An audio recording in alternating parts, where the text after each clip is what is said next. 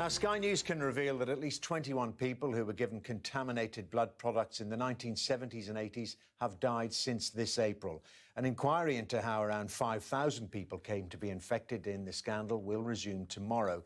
But about 3,000 people have already died, and campaigners say that time is now running out to properly compensate victims who are still alive. Sky's Ashish Joshi reports.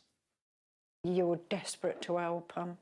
The tears that I've had from them and the things they say to you as a mum, you know, when they're in pain and they say to you, help me mum, please help me.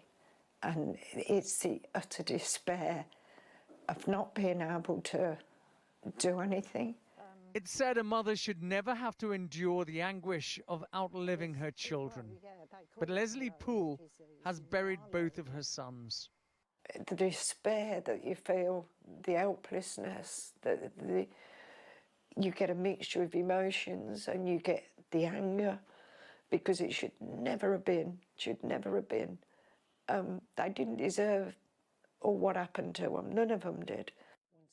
Warren and Simon were born with haemophilia. They were among thousands of people infected with HIV and hepatitis C following treatment with infected blood products during the 1970s and 80s. A public inquiry into the scandal began last year, but figures given to Sky News by the campaign group TaintedBlood show that at least 21 people infected with contaminated blood products have died since April this year, and 181 have died since the inquiry was announced in 2017. Simon didn't live long enough to give evidence. He died in May this year. He was due to give evidence on the 28th, and he died on the 29th. Why did he want to give evidence? It was just like a miscarriage of justice. Why me? You know, why shouldn't they know how I feel, what I've been through? You know, I haven't lived. You just exist.